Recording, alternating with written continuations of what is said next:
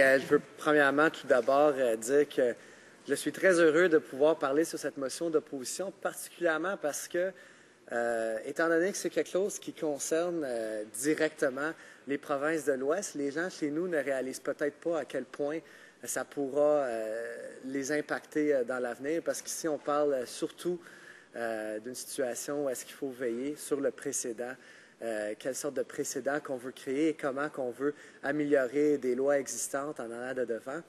Donc, à cet effet, je suis non seulement très heureux de pouvoir me prononcer sur ce projet de loi, mais aussi je veux féliciter mon collègue de Burnaby New Westminster d'avoir présenté cette motion. Je devrais vous dire aussi, Monsieur le Président, avant que j'oublie, que j'ai aussi le plaisir de partager mon temps avec la députée de Rivière-des-Mille-Îles, une de mes excellentes collègues que j'ai aussi bien hâte à entendre à ce sujet. Mais revenons au sujet qui nous est présenté aujourd'hui, Monsieur le Président. Mon collègue de Timmins James Bay a souvent essayé de rectifier le tir de nos collègues en face quand il leur a posé la question de pourquoi ils ne pouvaient pas rester sur le sujet, parce que ce dont on parle, ça va au-delà de considérations économiques, c'est des considérations fondamentales sur l'équité, sur d'être maître chez nous, comme on dirait au Québec, c'est de la protection de nos richesses naturelles. Et je pense que, comme plusieurs de mes collègues l'ont dit depuis ce matin, ce n'est pas une question d'être pour ou contre l'investissement, c'est une question d'être pour des investissements responsables qui sont bons pour les Canadiens et qui nous permettent aussi de valoriser nos industries, de valoriser nos ressources naturelles, autant chez nous, prime abord, mais également à l'international. Donc, j'aimerais, avant de continuer, Monsieur le Président, parler d'un autre sujet qui est extrêmement important. On a deux points centraux à notre motion d'opposition. Le premier point, c'est quand on parle des audiences publiques, et le deuxième point, c'est une clarification de la définition d'avantage net. Tout d'abord, je vais me permettre de parler de la question des audiences publiques. Et je vais me permettre de discuter et de mentionner en cette Chambre une notion qui a été mise de devant, qui a été avancée par l'ancien ministre de l'Industrie, qui est actuellement le président du Conseil Trésor.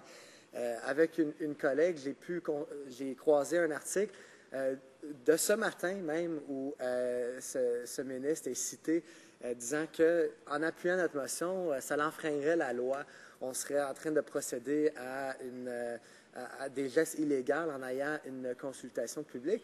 Et si on ne lit pas de façon rigoureuse la loi, on penserait qu'il a raison. Après tout, c'est très important dans la loi sur l'investissement canadien, la confidentialité des informations. Mais où le ministre a malheureusement tort, c'est quand on prend la peine de lire la loi et on constate que dans la section 36, on parle que justement l'information qui est déjà publique est exemptée à cette clause de confidentialité. Or, conséquemment, on peut certainement tenir des consultations publiques. Après tout, il y a plusieurs faits dans ce cas-ci avec la vente de Nexen qui sont déjà de matière publique, que ce soit une soumission qui a été faite au Securities Exchange par la compagnie, où est-ce qu'on apprend justement des parts que le Parti communiste de la Chine a en cette compagnie, ou que ce soit des préoccupations de sécurité nationale qui ont été soumises dans un rapport public au Parlement très récemment. Donc, c'est des questions qui sont déjà de matière publique, donc pas de raison de voir ça comme une question illégale en ce qui concerne les audiences publiques. Et à cet même effet, et mon collègue de Burnaby New Westminster en a parlé ce matin dans son discours quand il a présenté notre motion, c'est aussi la question de la motion qui a été présentée par notre parti et par notre regretté chef, M. Layton, concernant justement la révision de la loi sur l'investissement Canada, où on parle justement, à cette époque-là, c'était le dossier de BHP Billiton qui était concerné et touché par cette Chambre. Et on sait que, je n'étais pas là évidemment à cette époque-là, mais tout le monde sait bien que tous les députés de cette Chambre, tous partis confondus, ont appuyé de façon unanime à cette motion. Et quand on regarde, Monsieur le Président, je vais me permettre de lire une section intéressante de cette motion. On parle ici ceux qui sont directement touchés par une prise de contrôle et la transparence de détermination de l'avantage net en rendant la tenue d'audiences publiques obligatoires dans le cadre du processus d'examen des investissements étrangers. B, en ouvrant ces audiences à tous ceux qui sont directement touchés et aux experts qu'ils chargent de témoigner pour eux. Donc, encore une fois, et je me permets de résumer ainsi, le texte est évidemment beaucoup plus long, mais il y en est question d'audience publique. Et le fait que ça a été appuyé unanimement par cette Chambre, la question devient intéressante parce qu'on entend l'ancien ministre de l'Industrie qui dit justement que ça serait illégal. Alors, je peine à comprendre pourquoi il pourrait appuyer une telle motion en 2010 et maintenant dire au nom de son gouvernement, semblerait-il, qu'ils n'appuieront pas cette motion-là. Il y a un certain manque de logique là-dedans et je pense que ce n'est pas beaucoup demandé d'avoir des audiences publiques. Après tout, encore une fois, au risque de répéter ce qui a été dit par plusieurs de mes collègues, ce n'est pas une question d'être pour ou contre l'achat, c'est une question d'avoir un processus rigoureux afin d'éviter de mettre en place des précédents qui pourraient être délicats ou voire même problématiques à l'avenir et aussi d'assurer qu'on entend ce que les Canadiens ont à dire à ce sujet. Et je pense que ce n'est pas beaucoup demandé, il me semble que c'est l'essence même d'une démocratie. Et je vois mal pourquoi les membres du gouvernement auraient peur, justement, de tenir des audiences publiques à cet effet. Il me semble que l'effet pourrait être même positif pour eux, c'est à l'avenir, ils pourront s'appuyer sur ces audiences publiques-là une fois qu'une décision a été prise, parce que, justement, encore une fois, M. le Président, ça va avoir été un processus rigoureux. Cela étant dit, j'aimerais m'attarder également sur le deuxième aspect de notre motion qui touche justement la définition sur l'avantage net. C'est quoi un avantage net? Je pense que n'importe quel avocat, j'en suis pas un, mais n'importe quel avocat vous dirait que quand on veut mettre un terme dans un projet de loi, dans la législation, c'est important que ce soit des règlements clairs. Et ce qui est intéressant, c'est qu'on parle souvent du côté du gouvernement qu'on est contre les entrepreneurs, on est contre les gens d'affaires, on est contre l'investissement, mais pourtant, c'est quelque chose qui a été réclamé par les investisseurs, par les gens d'affaires, c'est d'avoir une définition claire.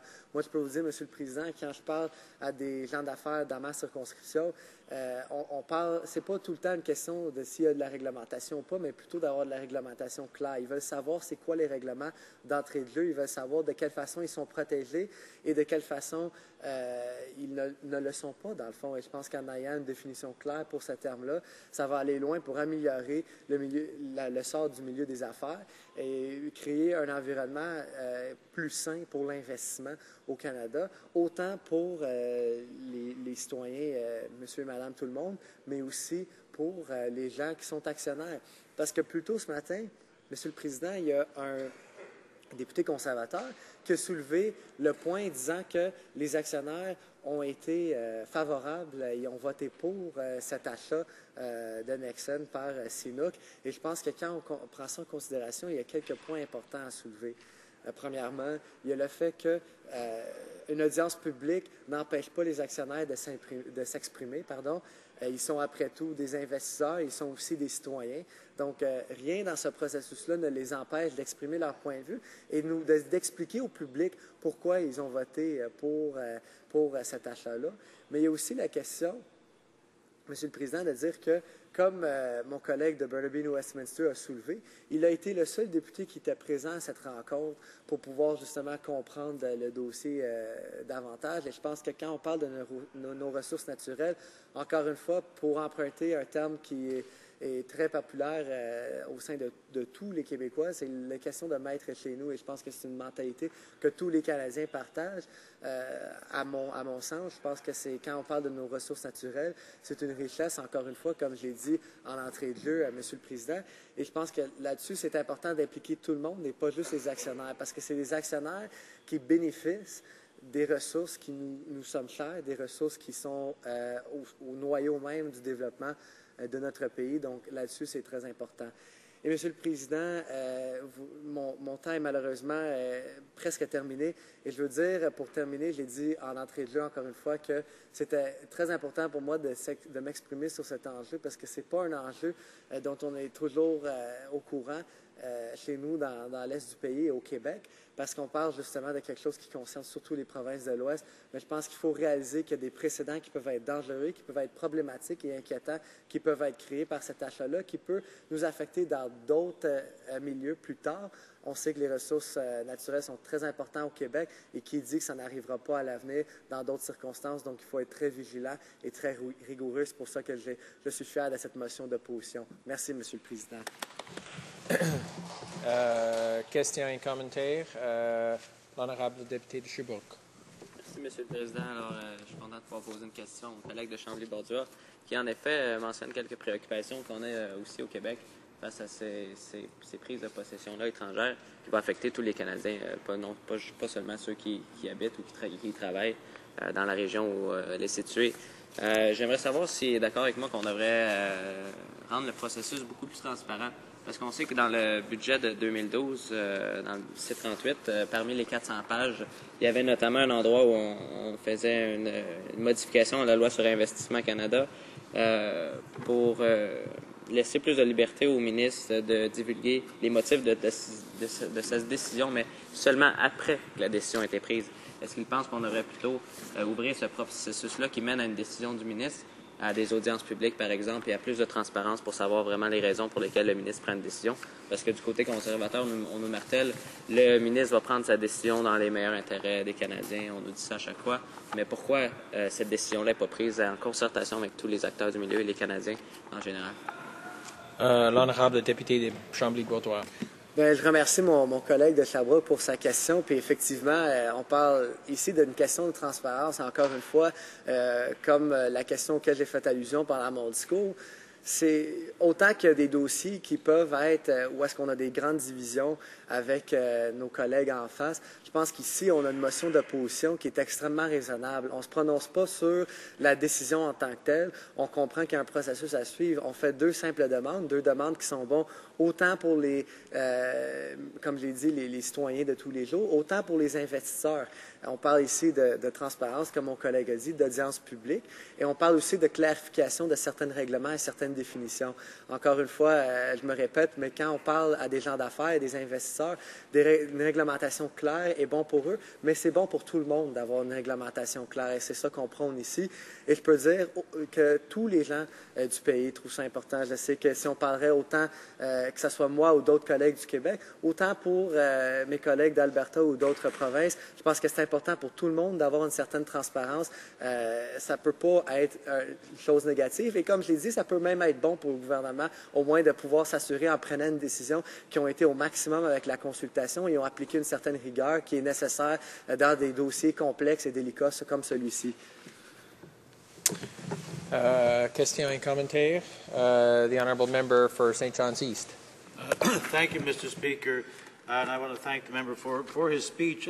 And I want to refer to some of the items that were in the 2010 motion that was agreed to unanimously, meaning members from the Conservative Party supported this, that there be a new amendments to the Act, but which would also clarify that a goal of the Act is to encourage foreign investment that brings new capital, creates new jobs, transfers new technology to the country, increases Canadian-based research and development, contributes to sustainable economic development, and improves the lives of Canadian workers and their communities, and not foreign investment motivated simply by a desire to gain control of a strategic Canadian resource. Now, members opposite supported that motion back in 2010, but that notion seems to be absent from any of the debates of the members opposite today, and I wonder if the member knows why that is and why he thinks the government is not living up to the support that it gave to this motion of Jack Layton back in 2010. L'honorable député de Chambly-Bourdois. Merci, Monsieur le Président, puis j'apprécie la question de mon collègue d'entendre davantage sur cette motion de 2010. Honnêtement, malheureusement, je n'ai pas la réponse. J'ai beaucoup de difficultés à réconcilier la logique de 2010, où est-ce que ça a été appuyé de façon unanime, et la logique d'aujourd'hui, quand non seulement on entend très peu de ça, sinon pas du tout dans le discours de nos collègues, mais également, comme j'ai soulevé dans mon discours, les commentaires de l'ancien ministre de l'Industrie qui a dit aux journalistes ce matin, il a dit que ça serait illégal d'avoir des audiences publiques. Quand on voit encore une fois dans la section 36 qu'il y a assez d'informations publiques qui seraient exemptées de cette confidentialité-là, qui nous permettrait justement d'avoir des audiences publiques tenues. Et évidemment, il était d'un avis contraire à l'époque, puisqu'il a appuyé notre motion. Et si je peux me permettre, Monsieur le Président, la motion était très longue, je ne l'ai pas lue au complet. Mon collègue a lu davantage d'extraits et justement, ça soulève d'autres points qui sont importants. La protection des emplois ici au Canada, la protection du développement durable. C'est toutes des questions importantes que tout le monde, que ce soit des consommateurs, des gens d'affaires, tout le monde a ça à cœur. Et je pense que c'est simplement pour ça, encore une fois, le mot-clé, Monsieur le Président, c'est rigueur. Un processus rigoureux est nécessaire pour pouvoir gérer un dossier si complexe et si important pour nos ressources naturelles. Bravo.